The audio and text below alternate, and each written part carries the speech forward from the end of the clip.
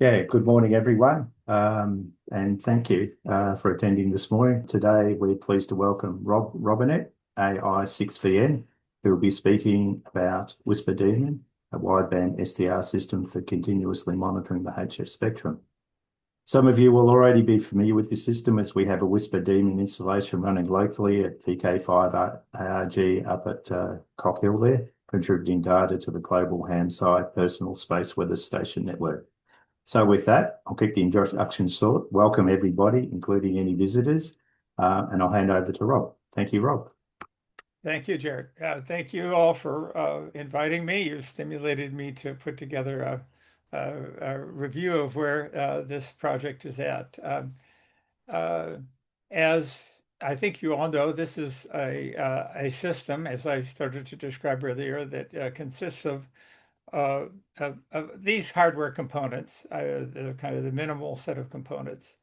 Uh, the two core elements are the RX888 Mark II, uh, which is a direct conversion receiver, which I was introduced to, SDR, by my friend Clint, K70EI.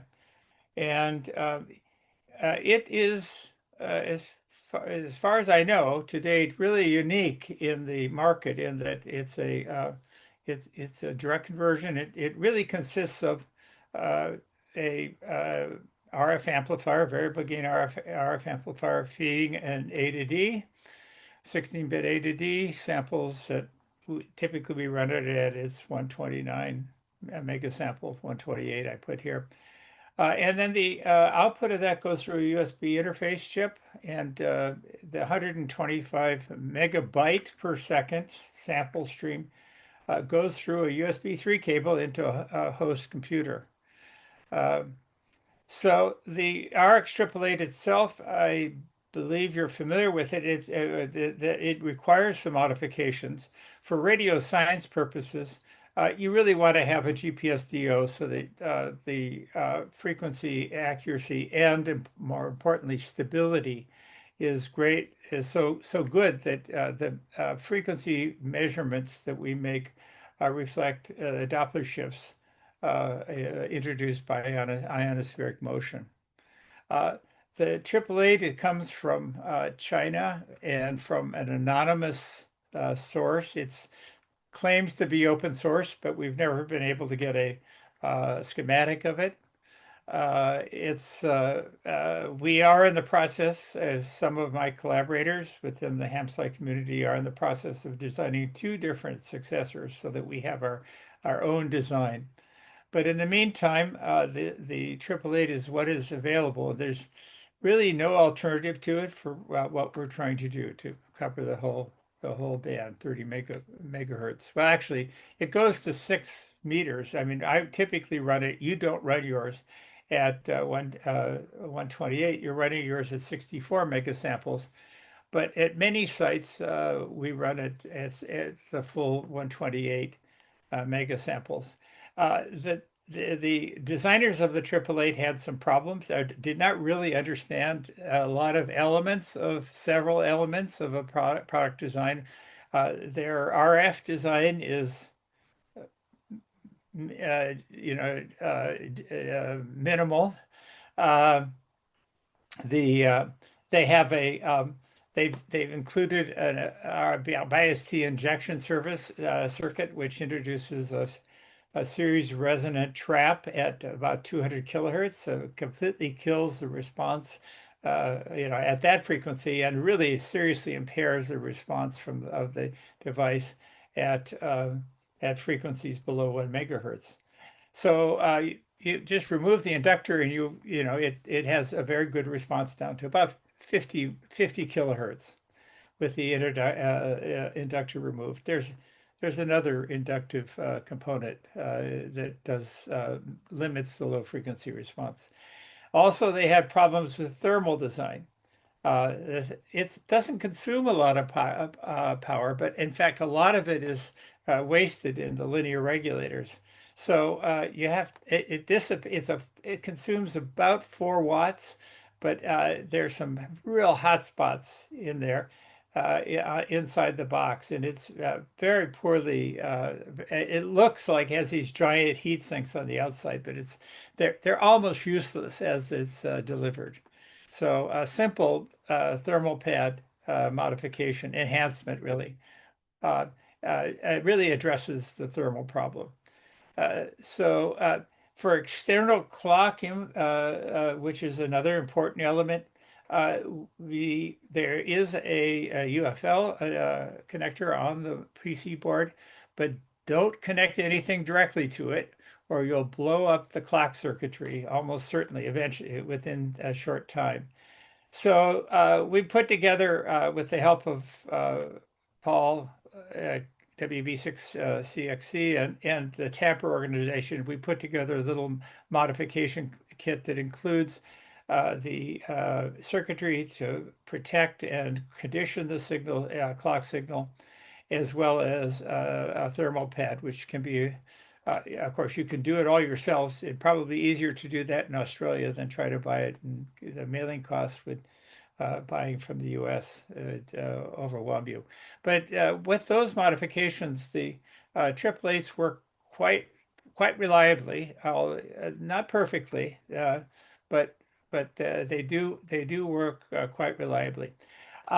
If even if you run the 888 at 60 129 megasamples, the internal low pass filter, anti-aliasing filter, is poor enough that it really you're going to get FM broadcast stations aliasing down into your lower frequencies. So you really need to have an external low pass filter. But of course, at 30, if you're sampling at 64 megasamples, you really need a 30 megahertz low pass filter. And I believe that Mark installed such a filter at your site where you're running them at 64 megasamples.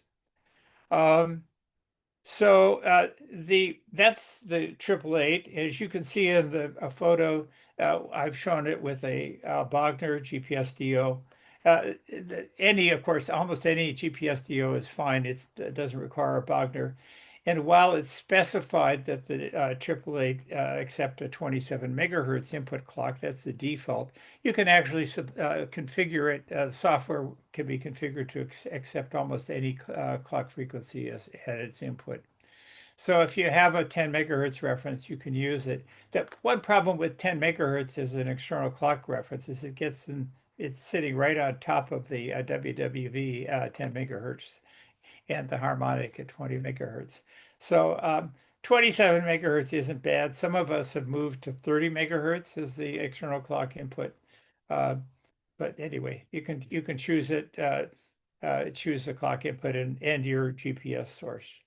Um, the Linux host it's remarkably flexible. We don't really it's surprising, although we are FFTing, the software FFTs the whole data stream.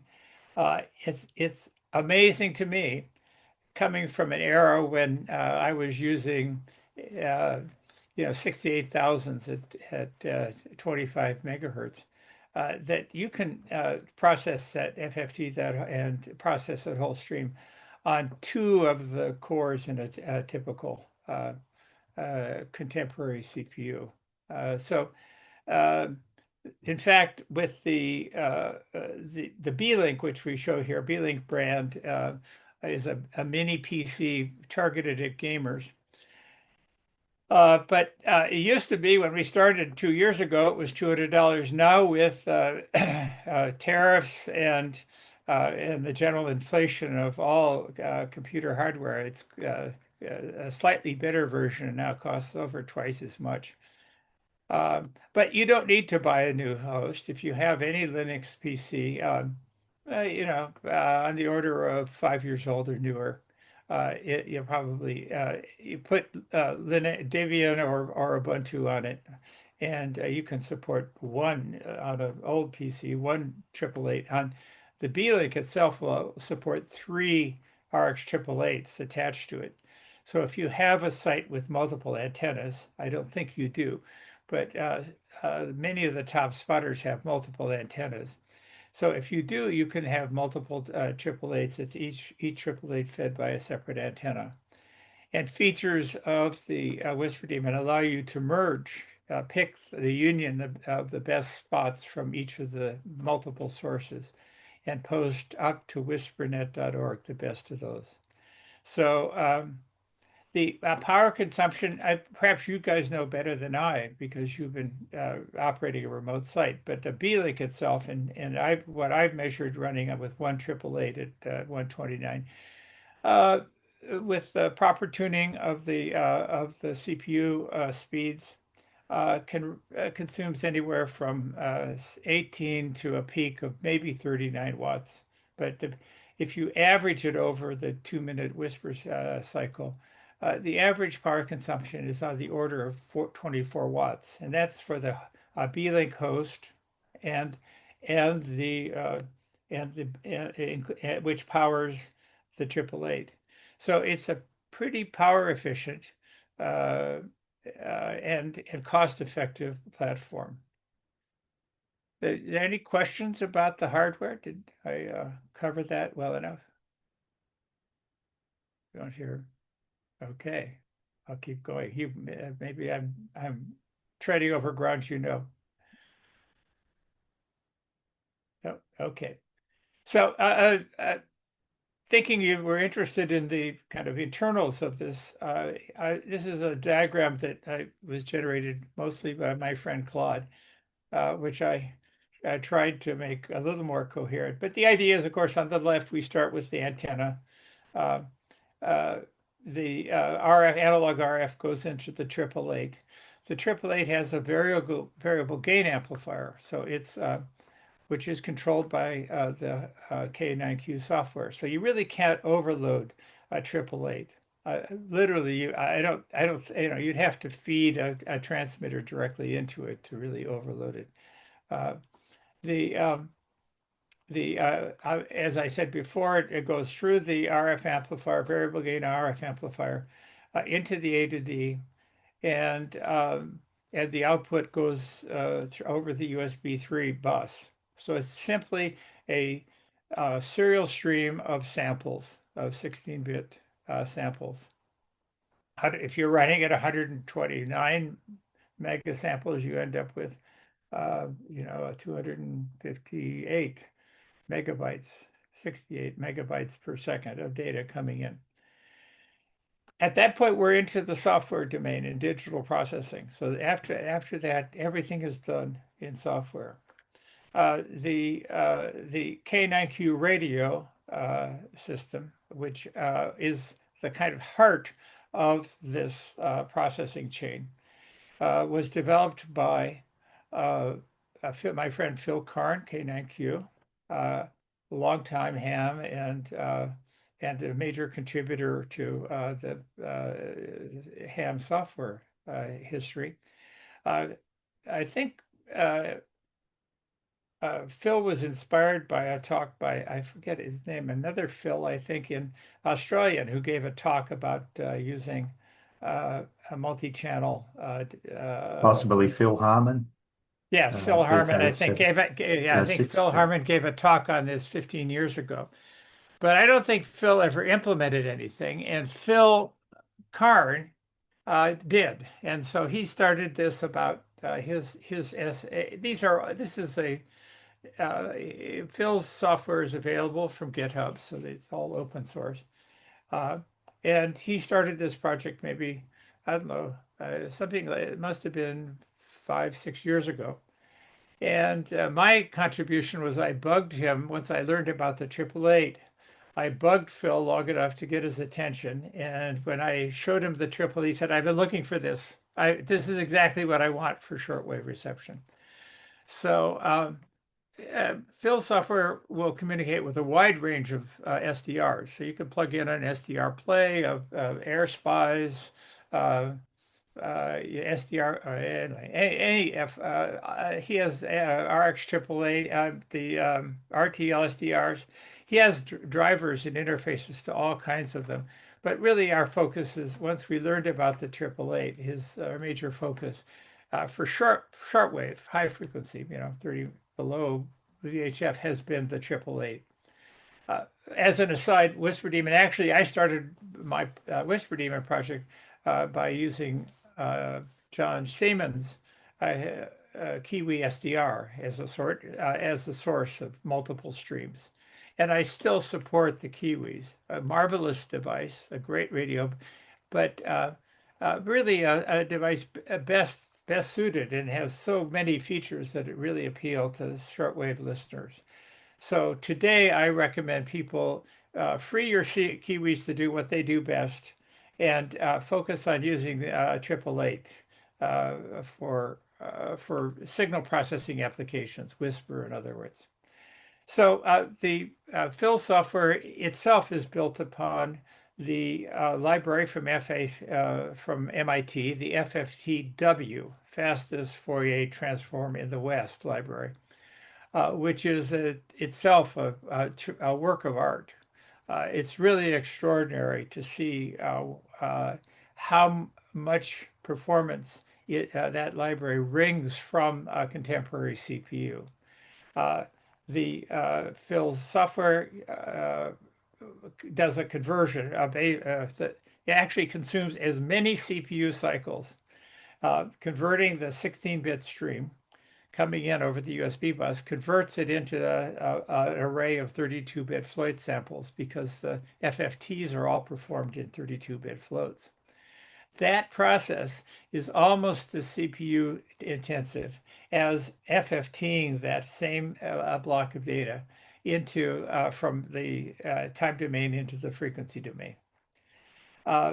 The bins then, based upon the what channels you've configured K9Q to listen, the slices of FFT bins, frequency bins, are then IFTs back into time domain and then once again FFT'd into and demodulated. But those bands, even when we are frequently decoding and outputting 100 different radio channels at once, even so, the CPU utilization of that process of creating those 100 channels is almost invisible. I wouldn't say it's invisible, but it's certainly a small fraction, much smaller than the FFT itself. So in a typical Linux host, which has, today 6 or 8 CPU cores, hyper-threaded cores, so you have something like either 12 or 16 logical CPUs. WSPRDaemon, by parallelizing the Whisper process, fully exploits that parallelism. And only 2 of those CPUs are really acquired. And I could show you that. There's a slide later on that shows that, but we can see it in.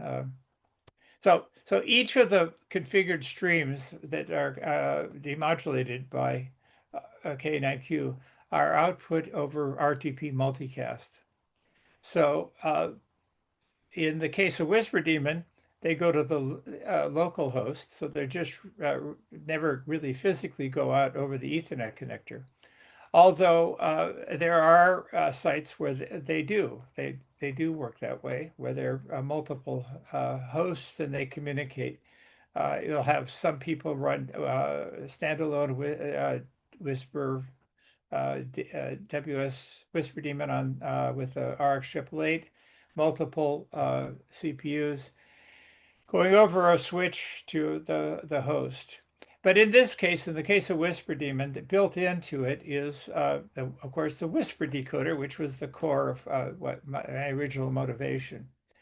In its standard configuration, I configured the WSPRDaemon decoder and K9Q to decode in 17 bands, all the bands from 2,200 meters through 6 meters, including ones now only rarely used, but maybe of some interest, certainly to Europeans. The 8-meter band, there are people sending beacons out on that. And the 12-meter band, the one that I may say 22-meter band, the 13 megahertz ISM band. So I configure all of this stations, WSPRDaemon sites that I configure, and there's about 20 to 30 of them that I interact directly myself. I've configured to receive that. So the decoder section listens on the multicast and records a series of 2-minute long wave files. So the wave files all started at second zero, and then at the end of the recordings, that wave file is then given to the WSPR-D decoding library application, which is really taken directly from WSJTX. So the decoding is done by the same, well, it used to be the same binary. I literally would pull the binary out of their package and put it as put the WSPR-D binary. But we found that they don't optimize they don't turn on all of the C optimization flags. So it's actually the WSJTX, the WSPR-D and WSJTX runs about, well, I think it was 2 or 3 times slower than it could if you fully optimize it. So one of the stages would, because we're running 17 instances of WSPRDaemon in parallel, WSPR-D in parallel, it really helped to optimize the code because you really are, otherwise you're just squandering cycles on the debugging version of JTX. And we've verified that the results are the same. I mean, we have a debug the binary code versus our compiled version from their sources. We've compared the two. So in order to, one of the problems we encountered is that a WSPR-Daemon site, by listening to all of these, and sites like yours, although you're so far away, you're not, don't encounter this quite so much, but some sites, top spotter sites, will generate 150 to 200 spots per whisper cycle. And the WSJTX utility uploads the spots it generates one at a time with a HTTP post. And that transaction takes about half a second. So that means that in the 120 seconds, if you're spending, you could have an upload process that easily could fall behind at times, fall behind. The uploader would fall behind the decoding that's coming in. So to address that issue, WSPR-Daemon batches together all the spots that are created by all the bands and does typically one upload per whisper cycle. That introduces some latency. I mean, you can see if you look at whispernet.org, you sometimes can see spots for a whisper cycle arrive before the end of the whisper cycle. That's somebody who's, they're listening on one channel, they've got an i9, and it's even with the debug code, they can extract the spots and upload them in. The whisper cycle ends at second 110, so they get done at second 115, upload it, and if you pull it and look for spots, you'll see their spots appear even before the end of the cycle. Anyway, that's one client of the K9Q radio. A second one, maybe I should go down. There's the FT8 and FT4 decoders. They work in much the same way. I actually didn't implement that. These decoders were implemented by Phil Karn. And they're listening on all of the bands, like WSPR-Daemon listens on all of the Whisper bands. The FT8 and FT4 decoders listen to all of them simultaneously. So there's 22 of those bands, and so there's 22 wave files being recorded. Of course, these are short wave files, 7.5 second or 15-second long wave files. But the architecture, the software processing is similar, except for that FT4 and FT8 are so much more efficient, CPU efficient in decoding, that he can serialize the decoding. And so he just has one FT4 decoder, and it just looks at all of the different bands, goes through all, FT8, all 12 FT8 bands every 15 seconds, and posts them all up with the results. Similarly, there's an FT4 decoder that is serializes, looks at one wave file at a time from each band, and uploads these. The uh, the results of that, the spots are put into a log file, and Philip Gladstone, PSK reporter developer, created a Linux uploader service. So that PSK uploader looks for those spots created by Phil's decoders and uploads them to to pskreporter.info. So the data flow there is very similar to that in the Whisper decoder chain. There is that third data delivery is for the HamSci project. HamSci is an organization that was founded by Dr. Frizzell, who is a professor here in the United States at the University of Scranton, Pennsylvania, on the East Coast. Organized this. It is funded and still funded, it seems miraculously, by the National Science Foundation, the US government. Apparently, there's no hint of unpleasantry, the kind of uh, things that our current administration abhors is not part of this. We're just looking at the sun.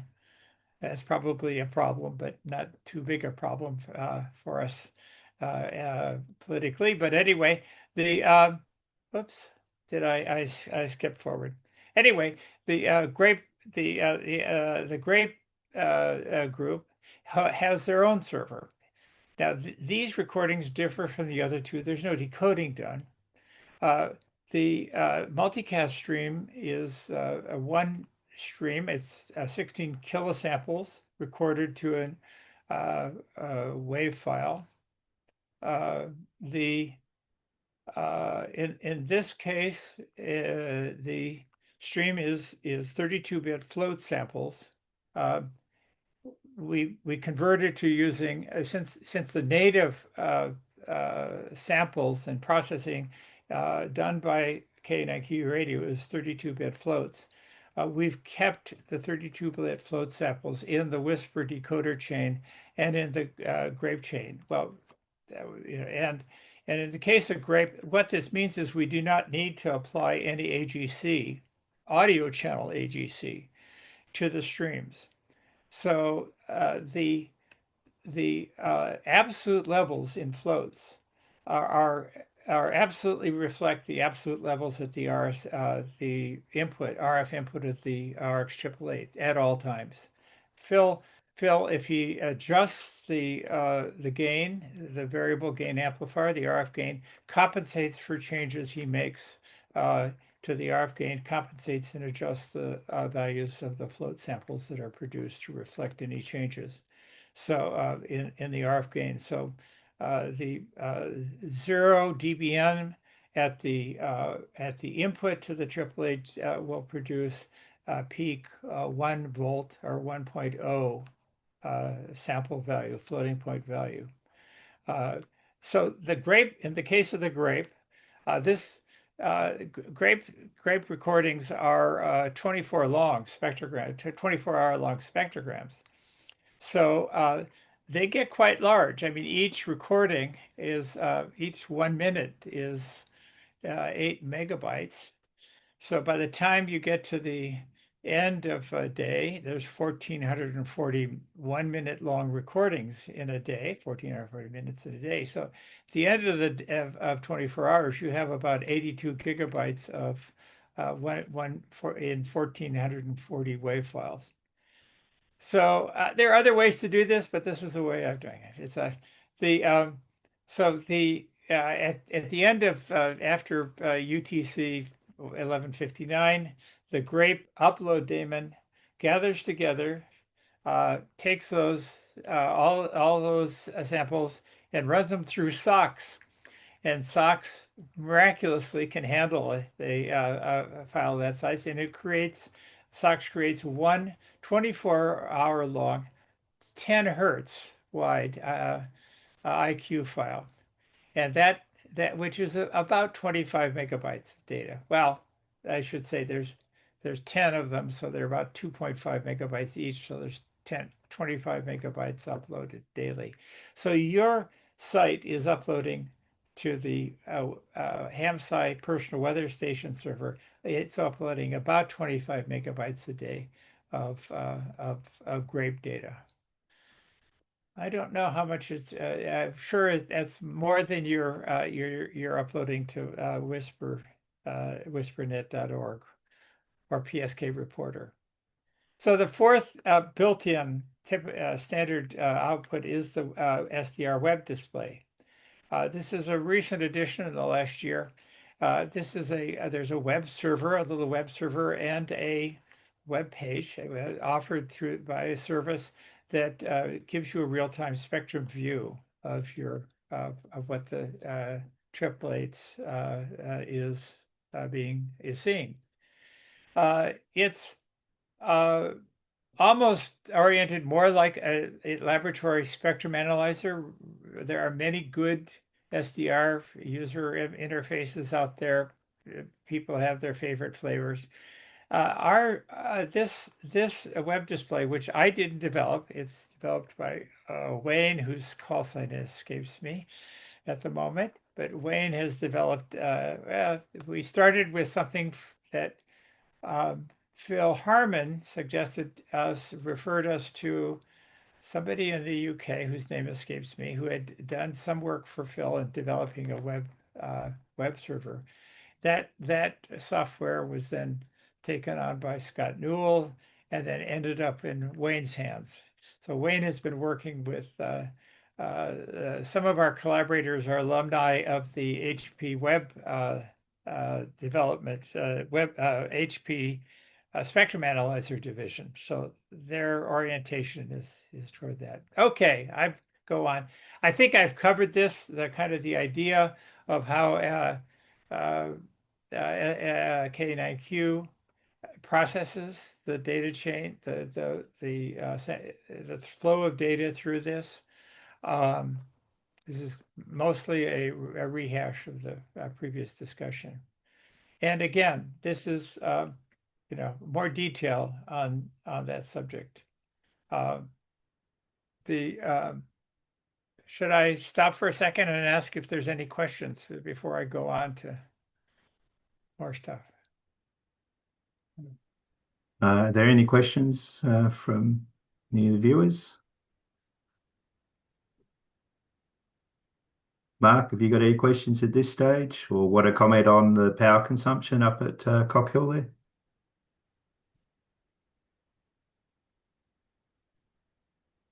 No, nothing from me. Okay. Anybody else? Okay.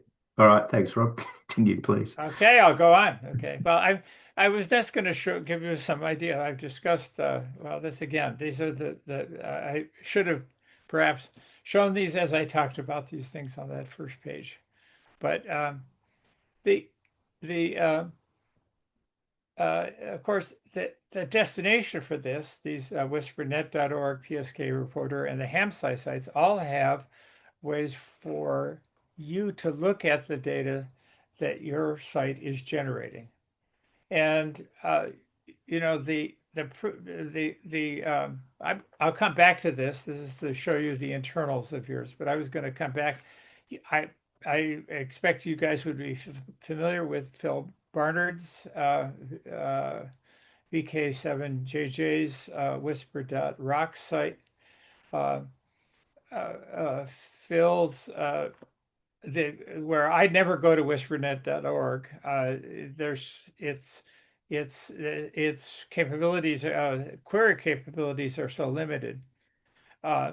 With Phil's, I've learned about SQL programming. I've learned you can do an amazing, you learn amazing things. You study amazingly deeply. And But my contribution to this, or the back end of this, is that the data that generates his graphs or his tables, like this table, is comes from a server that does not come directly, typically doesn't come directly from WSPRDaemon.org.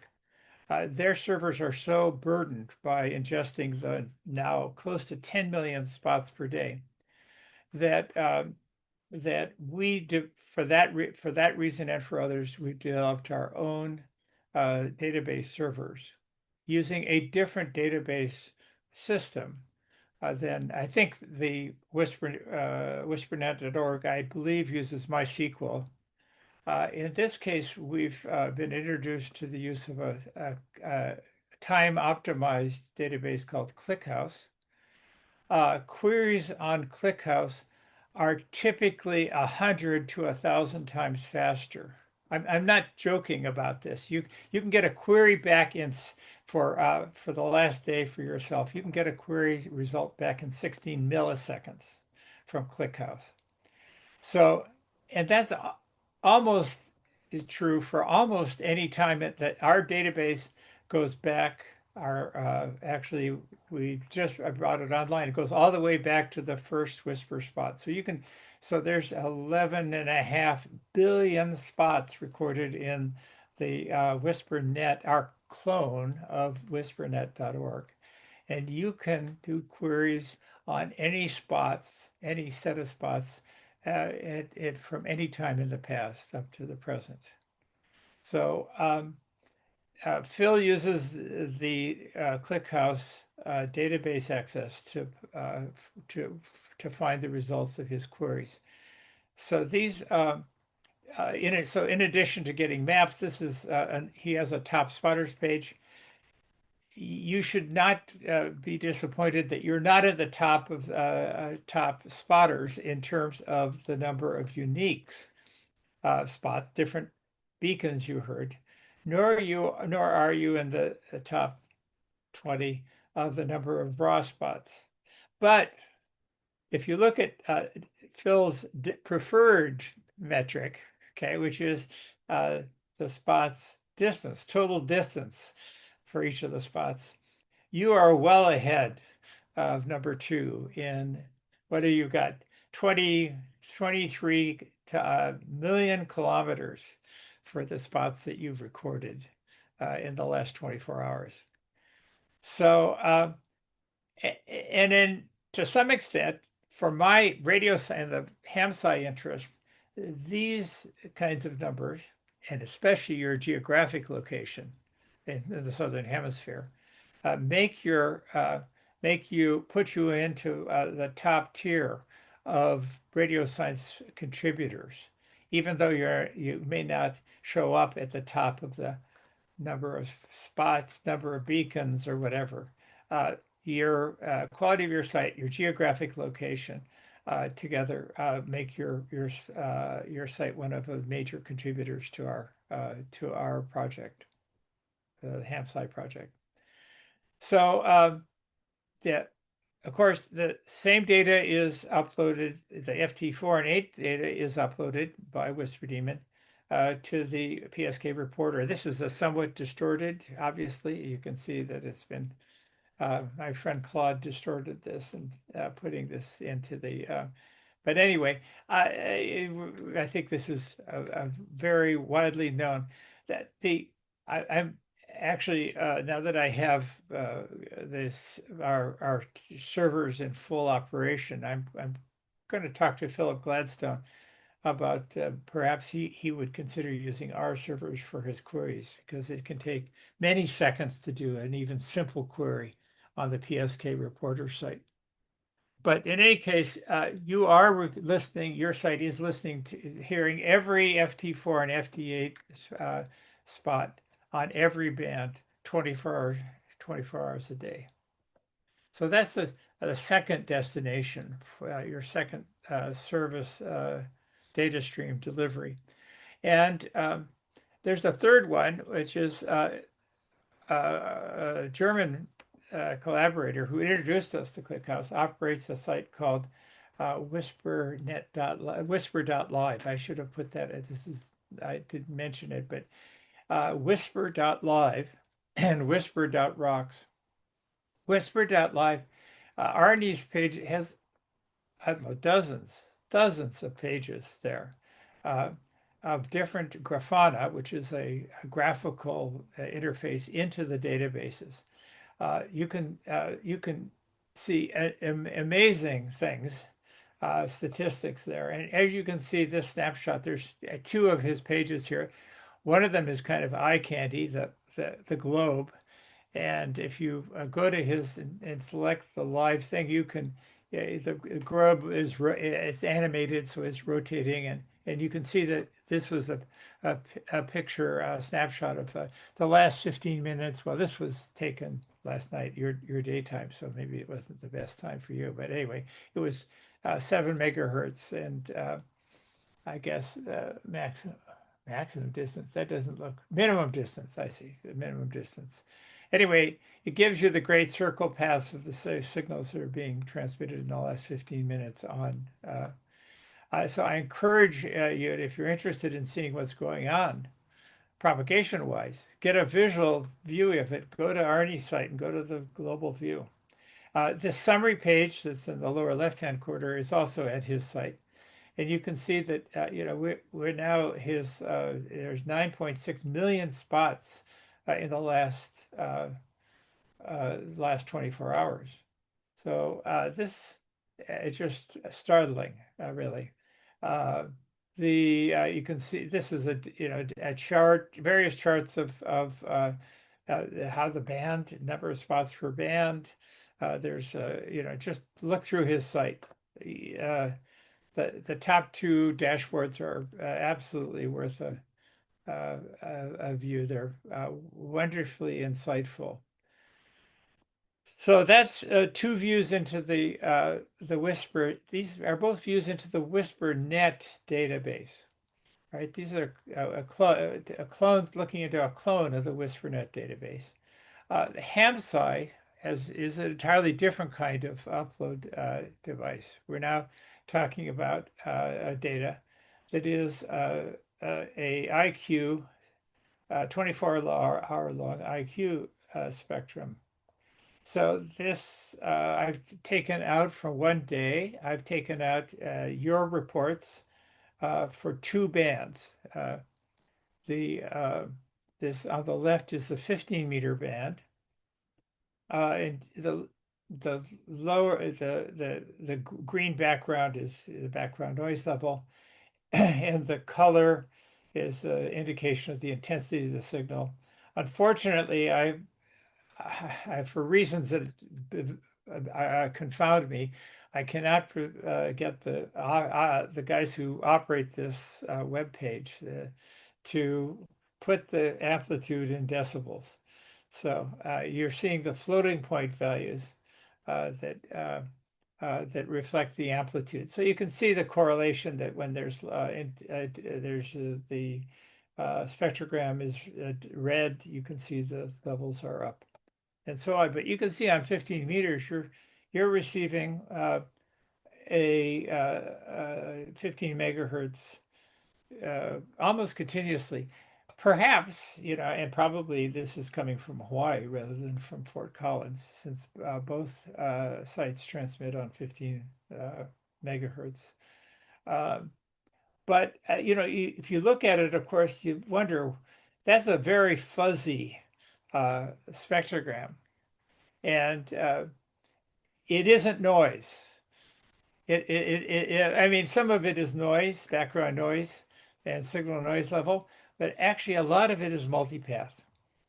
And you can kind of occasionally see it there where there's around 0800, 0900. You can see a pretty dark band at around -1 hertz, and a much darker sawtooth kind of thing going on, wave-like function going on above, from 0 hertz and above.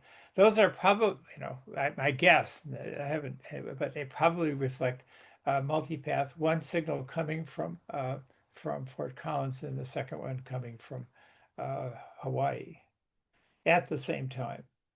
and because of the ionospheric motion is different on each of those two paths, the there's Doppler shift differences between the two. On the right, you can see another example, same 24 hours. This was at what is this? I think this is 25 megahertz. This is only transmitted by Fort Collins, Colorado, not by Hawaii. And you look at that and you say, okay, it makes sense that that 25 megahertz is open, and there's from 2100 hours through 0200. But what is that little line that's going on along there? I mean, there's a thin line 24 hours a day. I don't know, but I Local think it's a noise. real, no, I do, maybe. Maybe, but we've seen other such phenomenon where by carefully studying the Doppler shift and other aspects of the signal, we've been able to elucidate such lines as being associated with side scatter, E layer, multiple E layer hops. There are, I think the research community has known for a long time that radio propagation is only primarily along the Great Circle route. There's many other paths that are of your signals can take. And we my collaborator and friend Gwen Griffiths, G3ZIL, has gone deeply into numeric analysis of charts like the one on the left, and has, in the case of not he hasn't studied this one, but in the case of one set of measurements, found different, simultaneously, seven different propagation paths uh, between WWV in Colorado and Clint's receive site 600 kilometers away in Utah.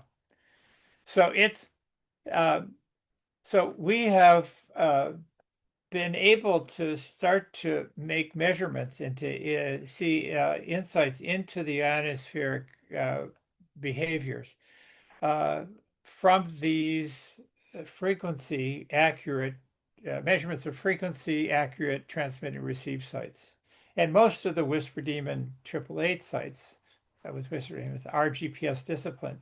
So their measurements, like these, like yours, are of great value because they do really reflect ionospheric motion, not the instabilities of the receive site. So let's see. Yeah, okay. So anyway, uh, the uh, the to date, our work has been based upon frequency accurate measurements. Um, we are now turning our attention to time accurate measurements. Uh, uh, my friend and collaborator, Paul Elliott, WB6CXC, developed, at my suggestion, developed a companion transmitter. This is the Whisper Sonde. This is a device that outputs 1 watt on each, simultaneously 1 watt whisper signals on 8 bands. Typically 80 through 10 meters, but it could be 2,200 meters through 6 meters. So it outputs these signals into this filter combiner unit, the box on the top, and the output of which should be connected to a multi-band antenna. So this system has been in service at the WWV itself. On the WWV transmit site has one of these devices. So along with the WWV signals, there are WWV ham signals being transmitted at all times from Fort Collins with effectively the same frequency accuracy, albeit orders of magnitude lower power levels, as WWV's main carriers themselves. So Paul is now extending the capabilities of this box to generate time accurate transmissions so that we can look at time of flight. And the goal is that to be able to literally measure how long it takes a transmitted signal to along the path. So adding that capability to the system will give us one more dimension in measurement capability. That on the receive site, Paul's Paul has developed a small box about the size of the little combiner box up there that injects a time sync signal that is triggered off the GPS to PPS. So you get a time sync signal that has, better than 100 nanoseconds accuracy and stability, depending upon the U blocks you're using. So with that 100 nanoseconds accuracy, we are now looking at that we're limited by the characteristics of the modulation that we're listening to. So if you and the length of time you're willing to average over. So and what is permitted by the regulations that we modulation regulations we operate under. So that's the next dimension of it, and it's a way for us to add more detail and a better understanding of strip charts like the one at the left.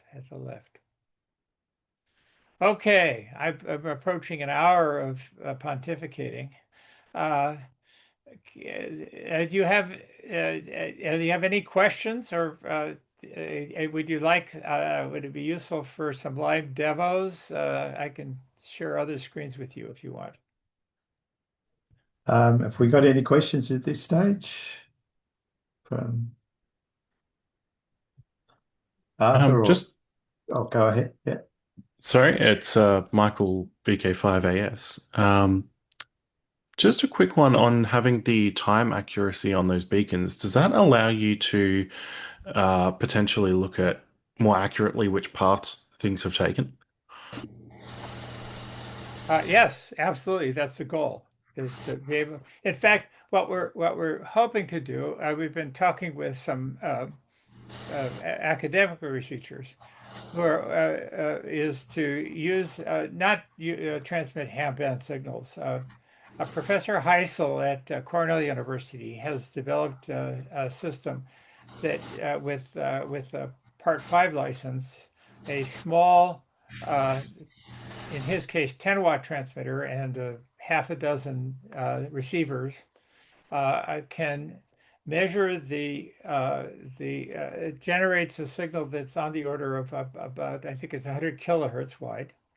And with such a signal, you can take snapshots of four-dimensional snapshots of the ionosphere above the transmitting site.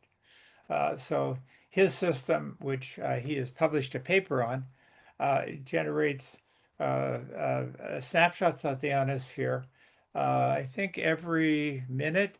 And they are 100, he was getting 100 by 100 kilometers filled with 1 kilometer by 1 kilometer boxes where he could identify the total electron density and motion within that box. So we're hoping to work with him and the um, let's see, let's see, hang on, there. We're hoping to work with him and be able to be. One of his problems was that he just couldn't maintain the receive sites that they need to be geographically distributed, and and they would break, and the people who were hosting them weren't really involved in the project, and he would lose data. So he kind of abandoned trying to extend his technique to the continental U.S. and elsewhere.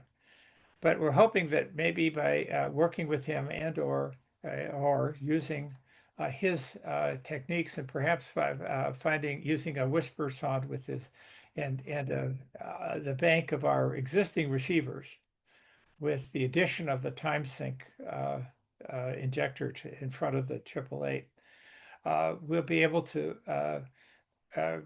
my dream is that we would like you can now take these, see the Whisper spot snapshot, like we were showing you at Phil's site, that we'd have a site that would have animated GIFs showing you around the world of what's been happening in the ionosphere in the last 5, 10 minutes.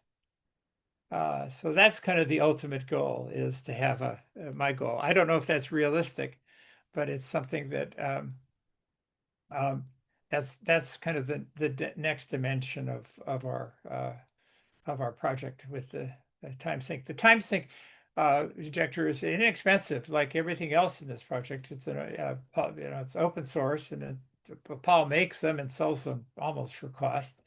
Um, in the case of the injector, it looks like it'll be a $200 add-on. You can put in front of your one or more receivers. If you had multiple receivers, it injects a little, um, I think it's 84 megahertz signal, and that is BPSK modulated, once every second. Software that's developed by Scott Newell takes the incoming recordings the WAV files, and adjusts them so that their start times of each 1 minute is adjusted to correspond to the BPSK transition time.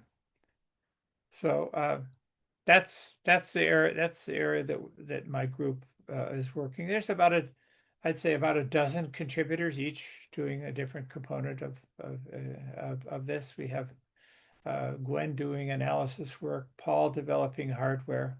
He's Scott doing, analysis wave software. Phil, of course, continues to work on uh, uh, his library. But so that's the time and time of flight is where we're going. That Heisel's transmissions are pseudo-random noise modulated. So if there are multiple paths, multiplex, the pseudo-random noise allows you to, by the correlation coefficients, you can move a window across the capture window, plus and minus, I don't know, whatever, milliseconds, and look for the different correlation peaks and try to associate them with different paths. So, but one of our goals is, of course, I just came back from upgrading our server system so that we have a place to store these recordings. Just as we record Whisper spots, we want to be able to store away the correlation coefficients from these time synchronized wave sites. Okay, thanks, Rob. Are there any other questions of Rob? I have a question, Rob. You Yeah. mentioned before that you're working on possibly two replacements for the RX888s. Yes. Yeah. Um, what are your thoughts on that, and where is that heading, and what sort of time frame are we looking at? Yeah. Well, one of the projects is being done by Paul. Mhm. The 888 has a bunch of stuff in it, as I described, that we don't like, that is Mhm. unnecessary, and it actually impairs its performance. Not just the unneeded and poorly designed and uselessly designed bias Mhm. T injector circuitry. There's also a attenuator chip that reduces even when it's set as 0 dB attenuation, introduces half a dB of attenuation. It's of no use. Uh, there's a VHF section, a tuner. There are many good VHF receivers out there. There's the 888 is the only advantage in VHF. I don't even think it has any advantages for VHF because the tuner limits the bandwidth of its output. Like the RTL SDRs, they're limited to 8 megahertz bandwidth, and so having a 128 megasample ADD behind 16-bit ADD behind a 8 megahertz wide tuner is kind of a pointless. And there's excellent the AirSpy Plus, or I don't know these Mhm. devices. But AirSpy and SDR plays and who knows, many other very good receivers that can be GPS disciplined, allow for that. They're available, so that we've eliminated that from the design. Mhm. Um, so it's a much simpler design. Uh, I'm in, at least, but Paul is just doing the first, he's going to send off the first design. We expect that there's a year or more of cycling through Mhm. different refinements before we have something.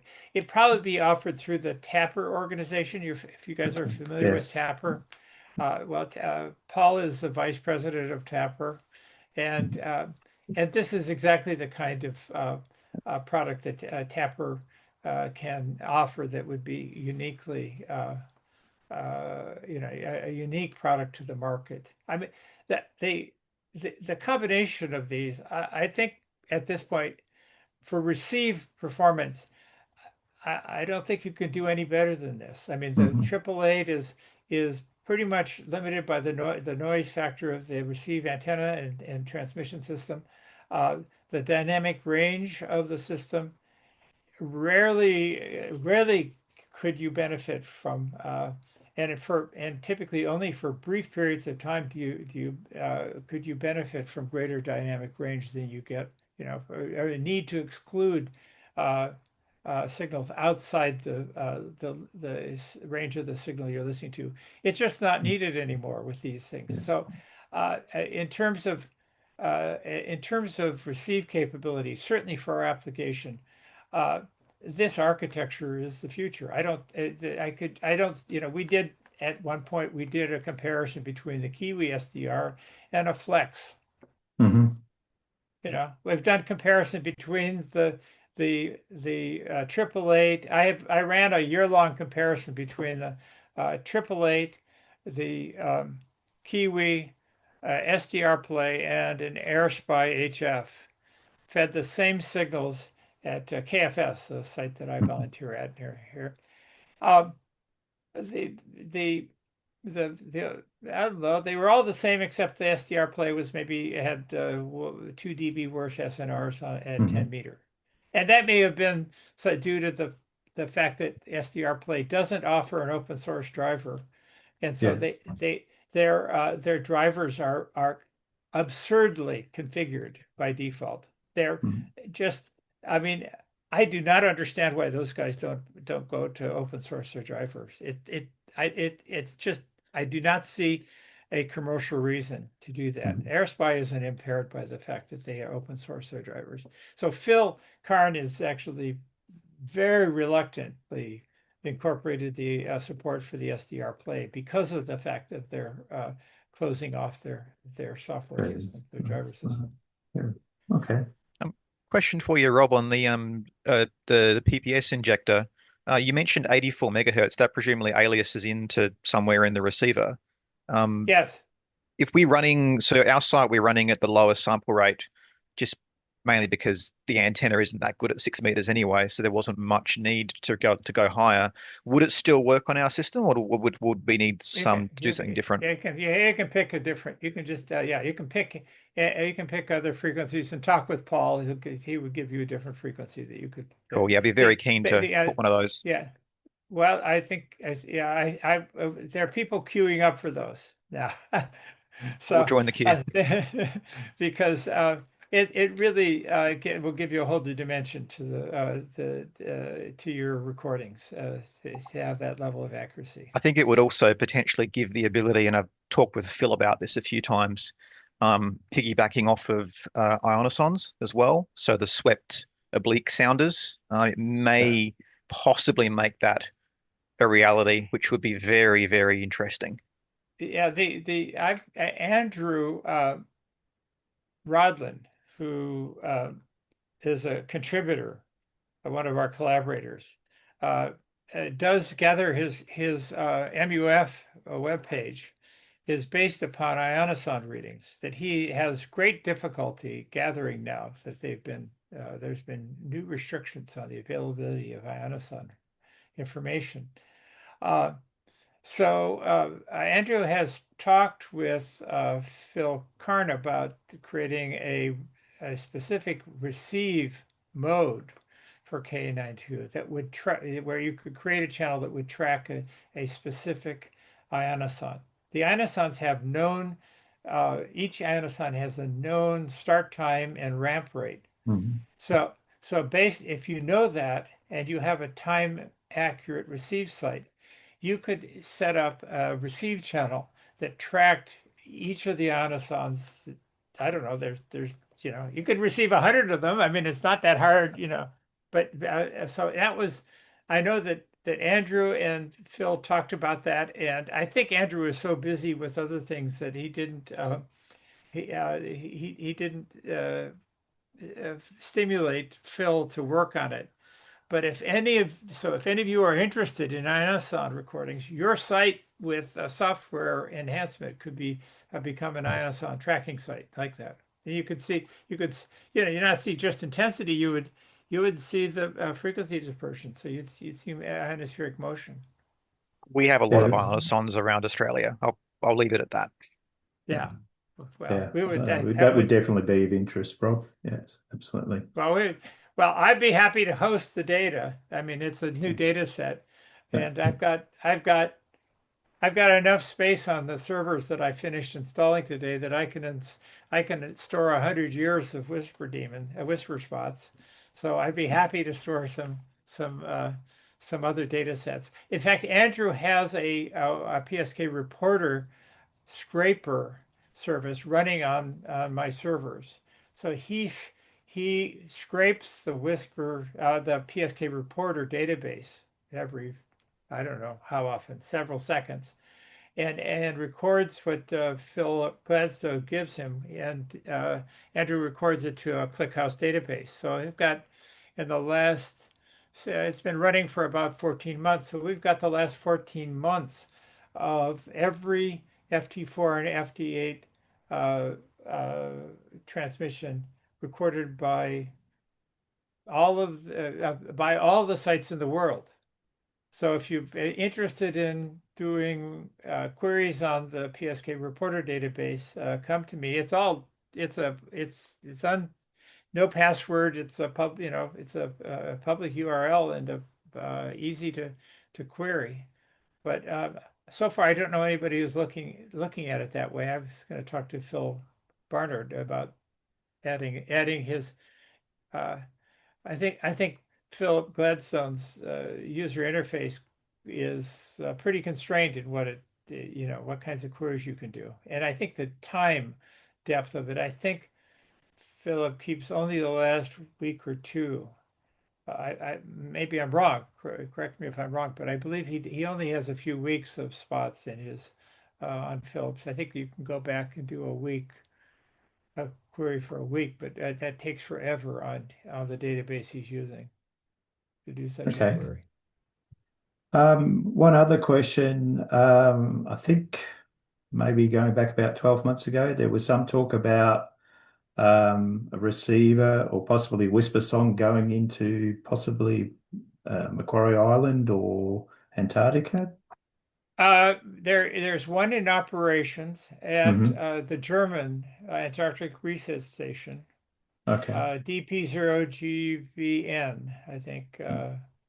There's a whisper sound that's been in operation now for a year. There's a also a receiver, a WSPRDaemon receiver located at that station.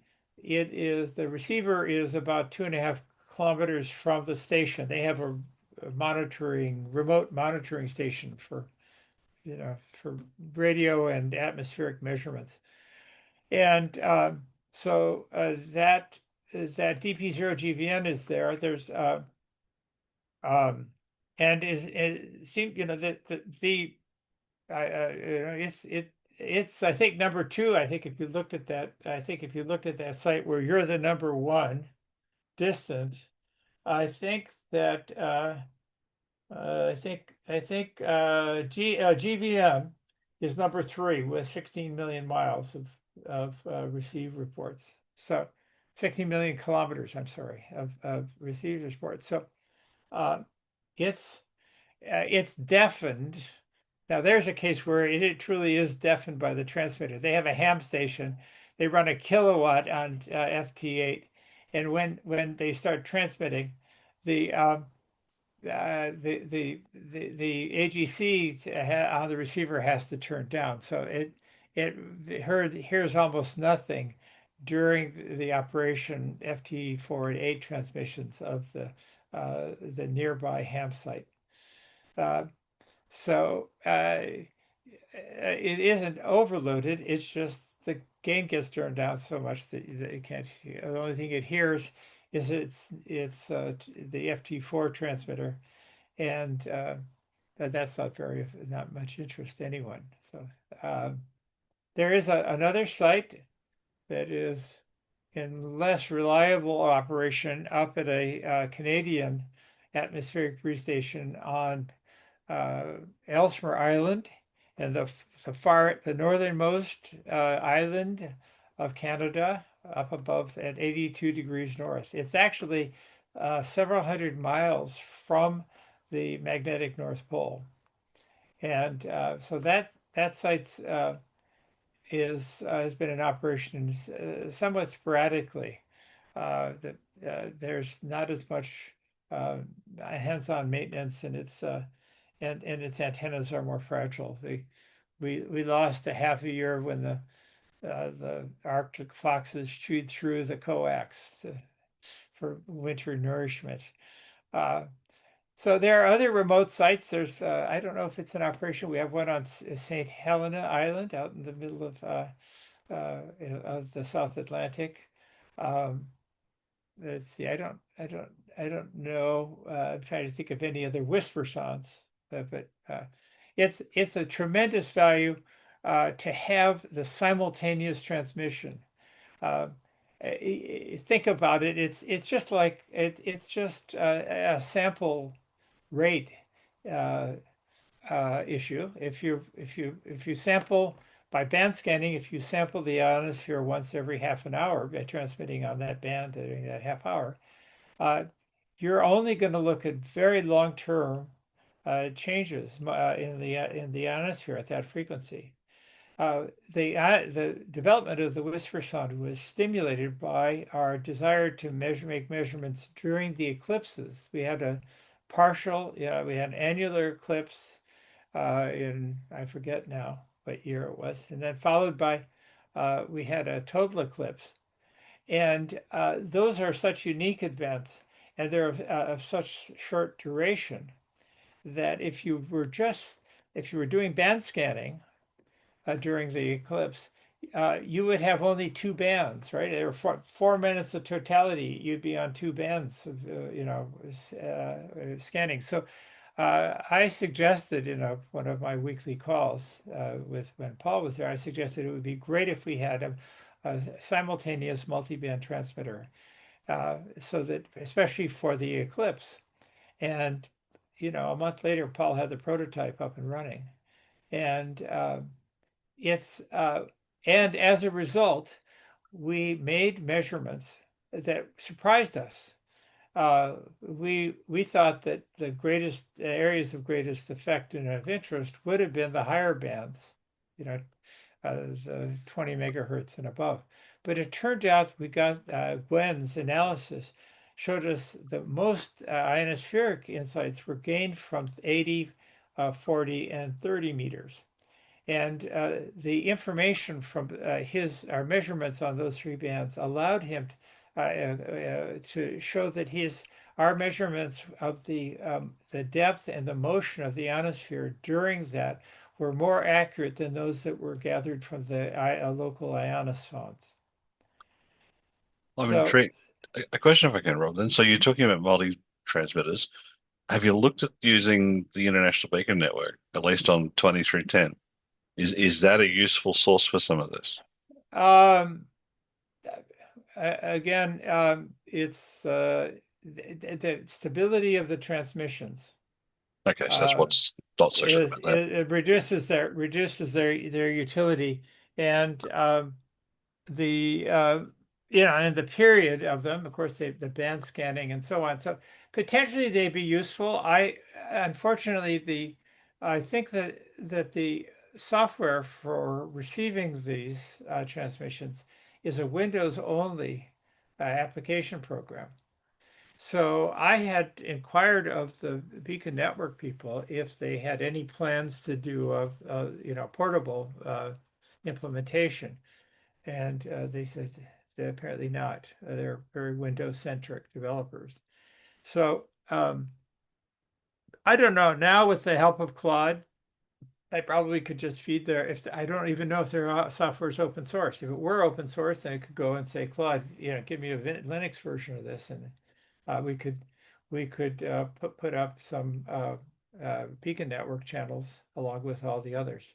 I mean, if you want to add any additional services to your server up there, please, I'll be happy to help you guys configure it and develop to do it. It's not hard to do such development.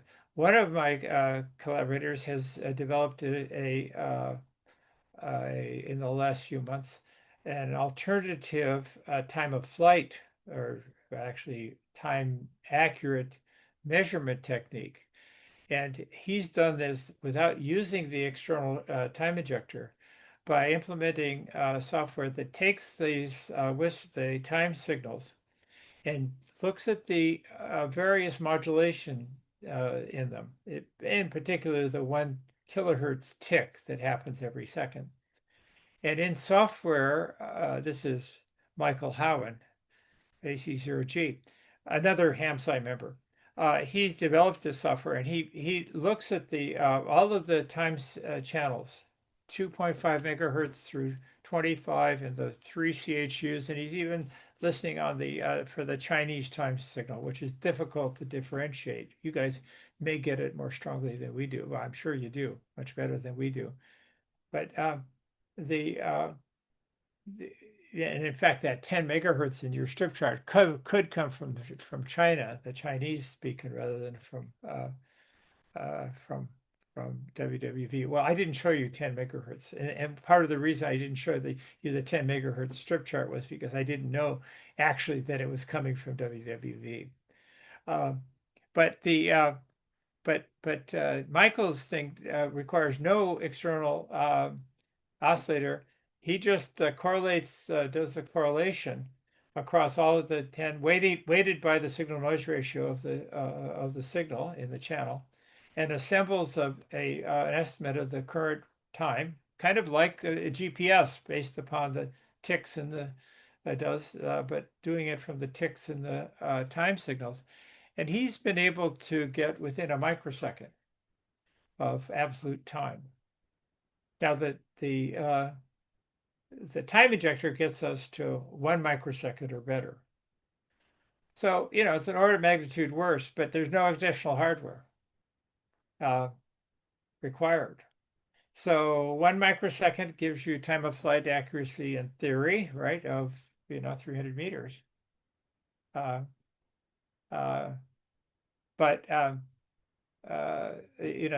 that's the measurement resolution, and the accuracy of the transmission will be dependent upon some other factors, signal noise ratios, and so on. But if you're interested in that, Beacon Network, Ionoson, there's all kinds of additional signals that you could be monitoring and studying with the hardware you have already. It's a simple matter of software. Fair enough, Rob. So I think you asked about, I kind of diverged. Did I finish the question about Paul? Paul's developing that hardware a year. There's a second project underway. Tom McCaw, another HAMSI contributor, is developing a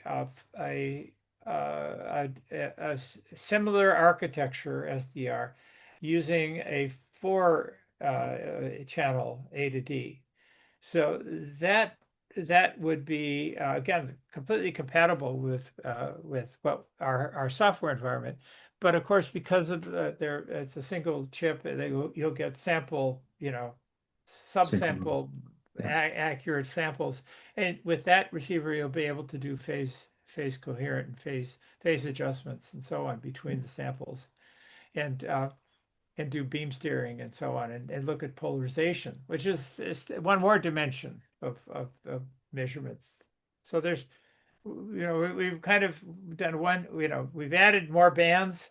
We've resolved, over the 7 and 8 years we've been working at this, we've gone to multi-band simultaneous.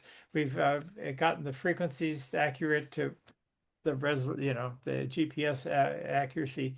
We're now getting time resolution. The next dimension will be to get phase accurate measurement on multiple antenna systems. So there's no end in sight in what we can do. Fair way to go yet. Yes. I just wondered if the members are interested in logging into the site and just having a bit of a look. Yeah, which site are you talking about? As your own site? Yeah, ARG. Yeah. We able to do that, Mark? Yeah, I can Yeah. do that. Oh, I shouldn't have closed. I just closed my presentation, but you don't need to see that. Let me. So I have your RX888. I think you have other SDRs that are publicly available, right? So Yes, that's correct. Yes. yeah. So There's Kiwi, a the couple of AirSpies, and yeah. So I think that you're. Let's see. I have for a very small number of us. Let's see. 4 or 5. Uh, let's see. Let's see. This is. I've forgotten. Let's see. Um, I'm looking at another site.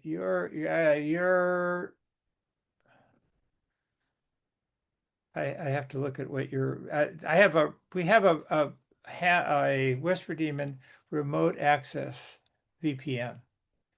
Um, that VPN if you enable that, if the user enables it, uh, gives me I can remotely log into your to SSH into your sites. I and a few other people who have WireGuard appropriate WireGuard credentials can log into your site. So this is your 4.5 and 3.7. And also there is the web service that I described to you. Let's see, hold on. Now my poor little laptop computer is, let's see, I'm trying to, 5917. I have leg and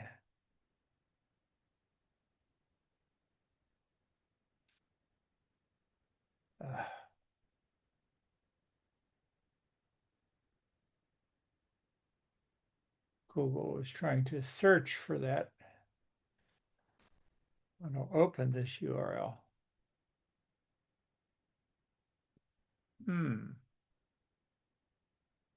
Oh, Did you want me to bring up again, the web interface or the web SDR? Or?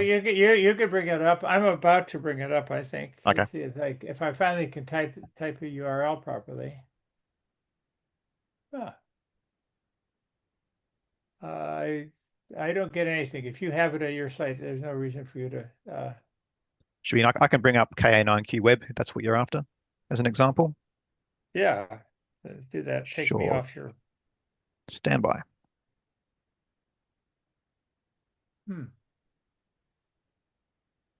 Here we go. Here's KA9Q web.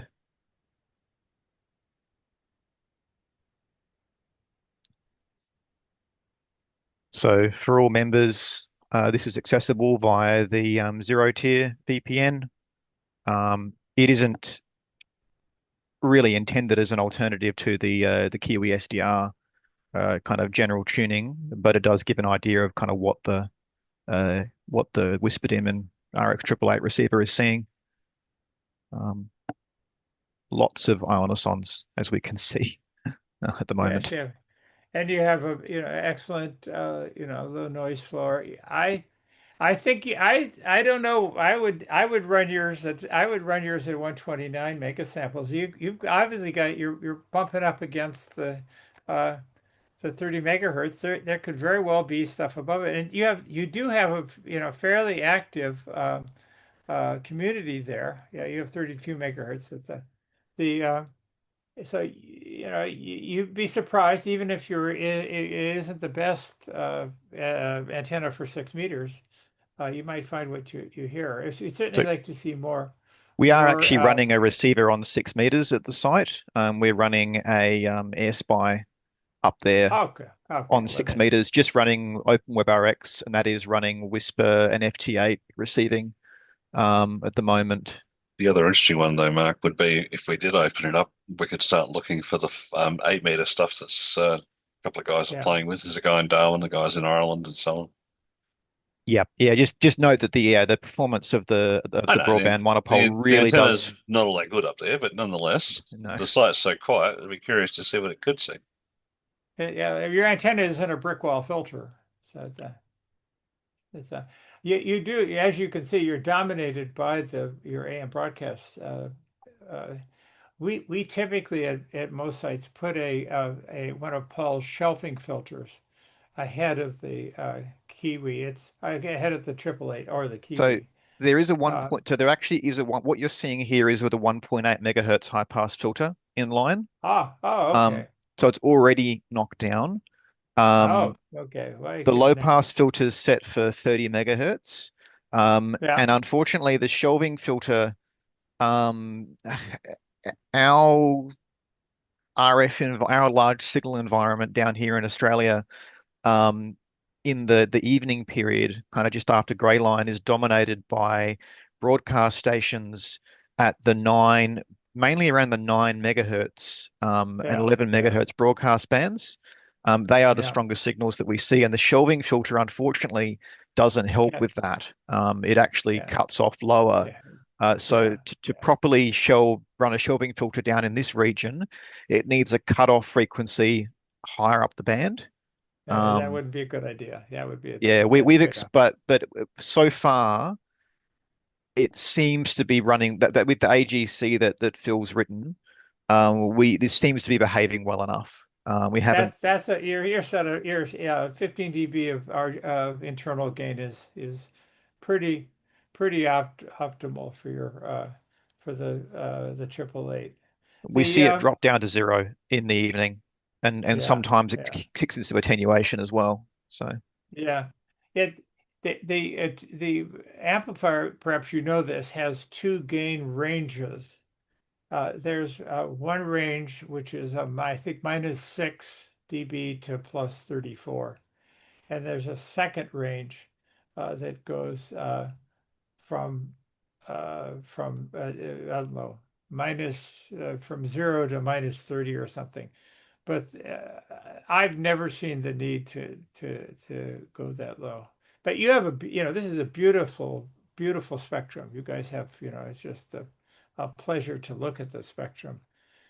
You've got what is that pumping? Is that lightning? Is that yep, Yeah, it's like you're looking. Yeah, you're not seeing. You can see the overrange count. I mean, yeah, I think you probably know all of this. Then you don't need me to tell you. Your overrange counts aren't changing. So, uh, uh, the one of the first clues we had to the we. I didn't discuss this much. I have a slide in there about the performance optimization, software performance optimization uh, that was required to make the system work. But the way that I learned in the last year, more than I ever thought I'd need to know about the internals of contemporary CPUs. And it started with the fact that we were seeing what looked like big overload events appearing in the spectrum. But upon closer examination, we realized what was happening is that the Phil's software, it doesn't have to be quite real time, but but he has only four input buffers, USB input buffers. So if he falls behind by four transfers, USB transfers, um, then he drops the frame, and that looks like a burst of noise. And the so that was the clue that his software was falling behind. So I started to look into why was it falling behind. It looked like there was plenty of CPU cycles. It turned out that that it was because the Linux kernel bounces the processes around. I mean, it doesn't know about caches, the CPU caches. So it just looks at the average CPU utilization and says, oh, okay, well, this FFT, it's time for him to run. Well, let's pick this CPU. It's been idle for a long time. So what would happen is the kernel would start up the FFT in a different CPU core. And that core would stall as all of its level one, two, and three, well, especially its level one, two caches had to be refilled from from the level three or from main memory.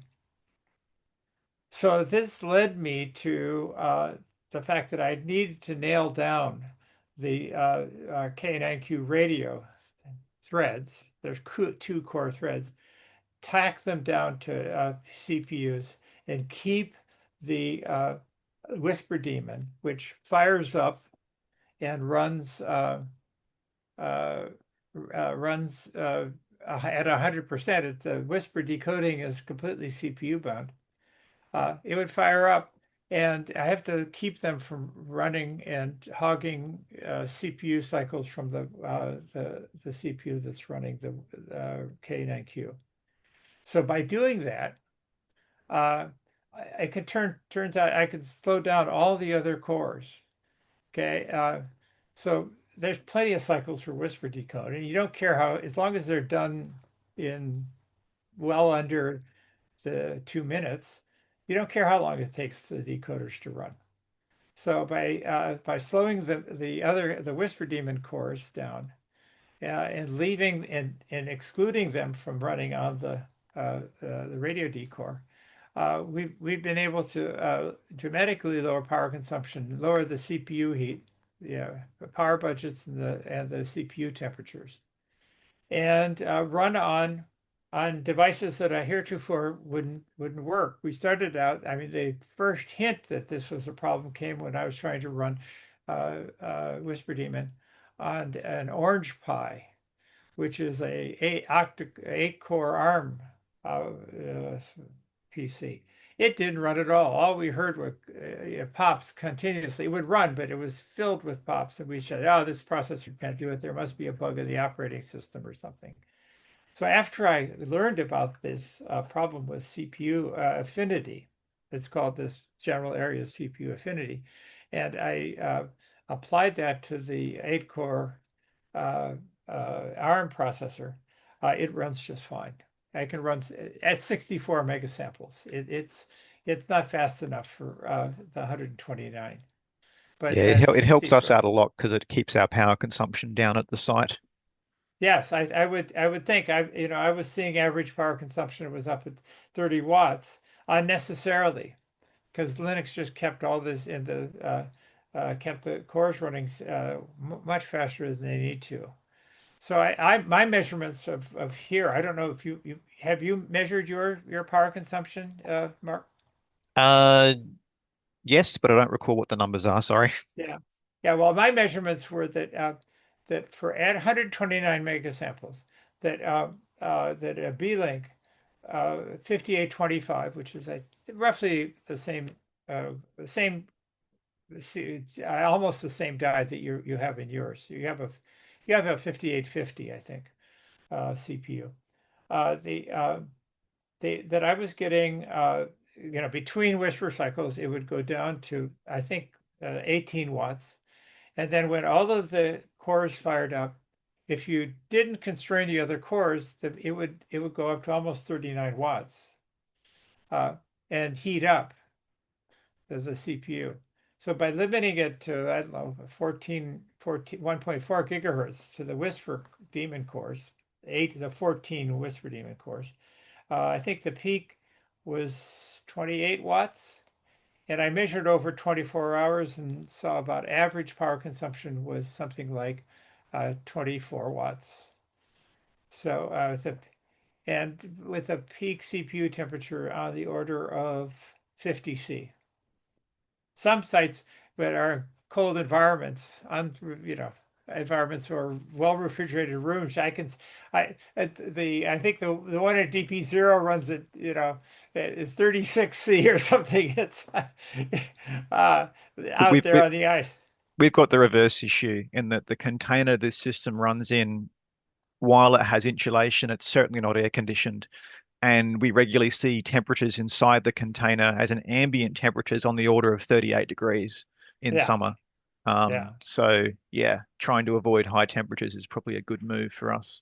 Yeah, yeah. Well, Um, I've done what I can. Yeah, I do, and I do adjust the fan settings in the BIOS. I think. yeah, we did the same thing Okay. on your advice. So a question for you on just related to non-whisper modes. So at the moment, so Phil is doing the FT8 decoding and FT4 decoding. One of the challenges at the moment, I wonder what that signal down there is. Anyway, one of the challenges at the moment is that the decoder in use doesn't actually produce a valid SNR measurement. And so that information is actually getting dropped. So the Yeah, uploader yeah, is actually yeah. discards it entirely. Have you looked into doing FT8 or FT8 and maybe FT4 decoding by your kind of system? Or is it Well, just too hard? I pointed this problem out. Phil Karn is the one who implemented the uh, that. I mean, the decoding. The recording is pretty straightforward. Uh, it's just another recording job with, a different period and different frequencies. But uh, the decoder he got from some open source embedded FT8 decoding uh, decoder. And I pointed out to him that for various reasons, I don't think, not for yours, but for other reasons, I thought it was uh, yeah, better. I certainly tried to utilize the JTX decoders so that there's no question that of the provenance of that the results can be compared with those from non-WSPRDaemon sites. And by the way, let's see. I don't know what version of the web SDR you're using there, K9Q Web, but Wayne has updated it. There's been a lot of work going on. You're probably 2.76. Well, yeah, yeah. If we upgrade your software, but I wouldn't do it right now. There's a 2.79, I think, as of today. I'm looking at a signal chat a channel, and Wayne and Phil have been working deeply on the spectrum display to reduce the bandwidth utilization and increase its meaningfulness. Look at that. What was that? That didn't look good. Uh, Most likely a sounder of some description passing through. We yeah, have we're a very interesting environment here in that we have a lot of neighbors. I'm going to put it that way, neighbors, mhm. neighboring countries running various high power things in the HF band that we have to deal with, and we see Yeah, all sorts of odd things happening. yeah. Well, uh, I think you might there were many artifacts in this version of the spectrum display. And so that burst of the strange signal we saw may have been in part the characteristics may be an artifact like that could have been an artifact. So one of the benefits of the newer stuff is Phil has increased in the newer versions of his library uh, provides alternative demodulation and filter modes so that our friends who are CW jocks in Europe can tune in and zero in on a CW signal with a Radio Romania 50 hertz away and and completely exclude it. These high power stations only a few hertz adjacent uh, are tens of hertz adjacent in spectrum. So Phil has and Wayne has provided additional interfaces, controls on this web page, in newer versions of this web page, to allow you to control those aspects of of it. So in some senses, they're for some, even for some ham applications, you may find that this uh, QWeb interface may provide a better receive environment than you get from certainly the Kiwi. The Kiwi is for ham use is very difficult because of the latency. And uh, John Siemens, appropriately optimized the Kiwi for other things, not for break-in CW keying and reception.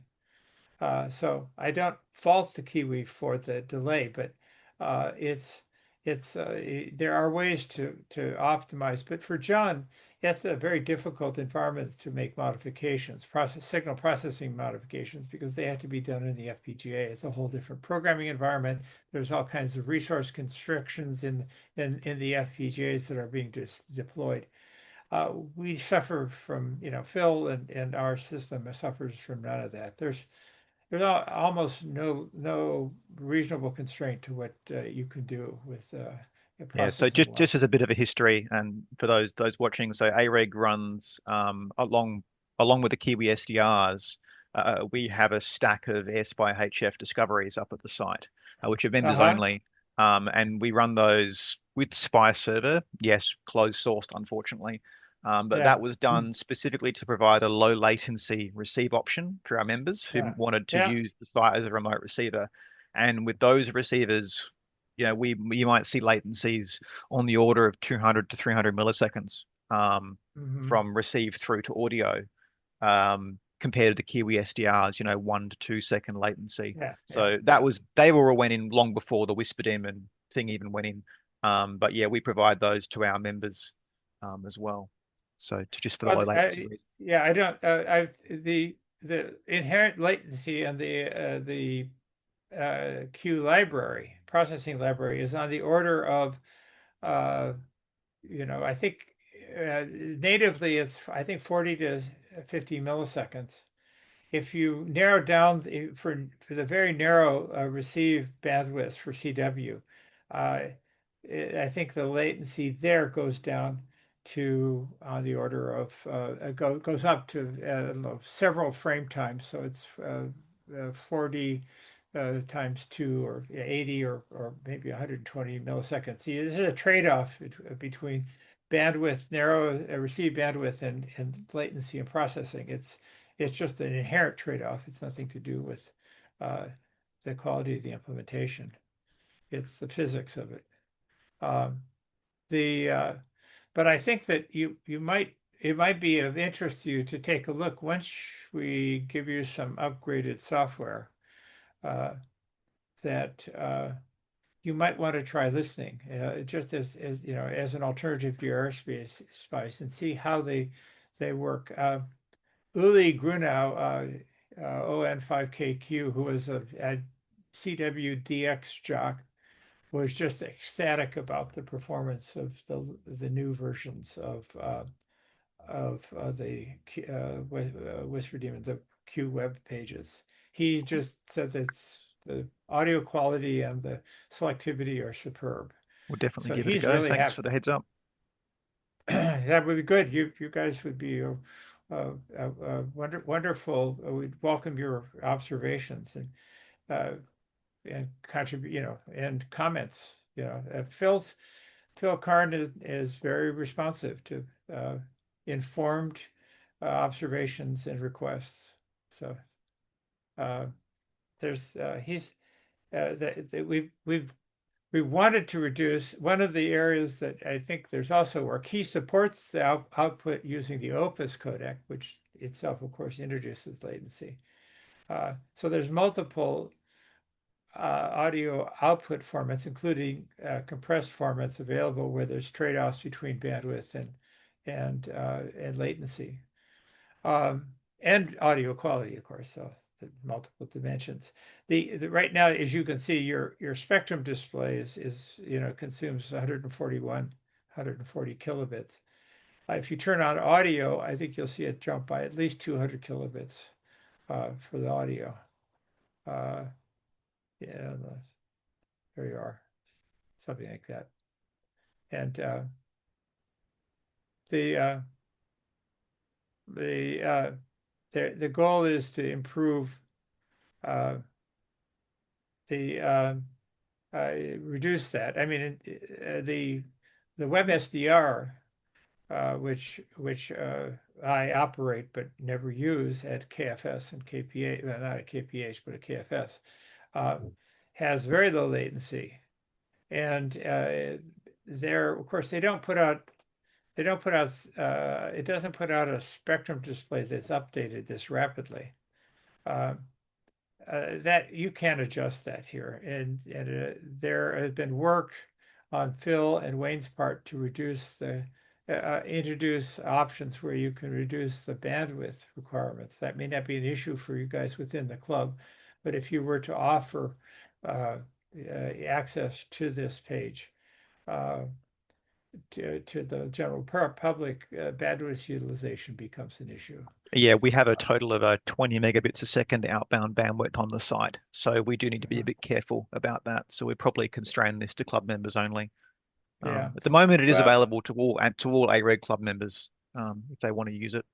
Just that we haven't really considered it as a alternative to the SPI servers for that kind of general purpose listing, but perhaps it is worth investigating. So thank you very much for that. We'll definitely look into upgrading the software.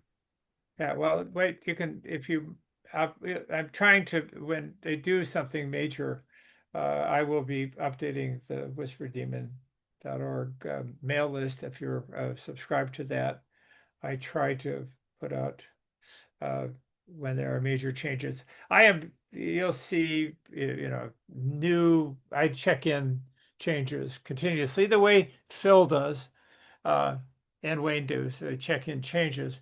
But and so the best source of learning what's been put in is to actually look at the Git log.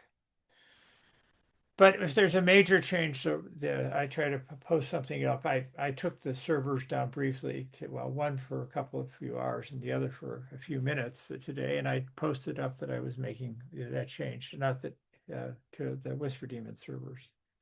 But I'm currently, now that the servers are pretty much deployed, I'm going to turn my attention back to the WSPRDaemon client, and I'm intending to really re-architect the internals. I started, what is it, 8 years ago on this project, not having been a professional developer for 20 years. So it's been a learning experience, both in terms of the functional requirements, the capabilities of the hardware, and my abilities, so software development abilities. And as it is right now, WSPRDaemon is a Linux service, and as is K9Q, but there are a bunch of other things like this page. This isn't being run as a Linux server. It's something spawned by WSPRDaemon. And so there's WSPRDaemon has its own little monitoring program to make sure that this web page is running. But it really should be its own standalone Linux service, because it has really no dependency at all on WSPRDaemon itself.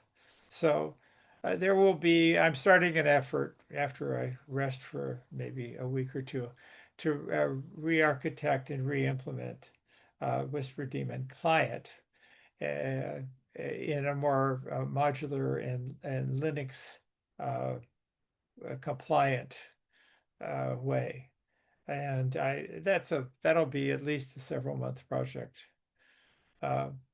And I hope in the end that we'll end up with a much more friendly environment, and one in which extensions like RBN scanning and others could be incorporated much more easily into the additions. I don't think there's lots of other good things to look at, and I don't want to be the person to implement all of them.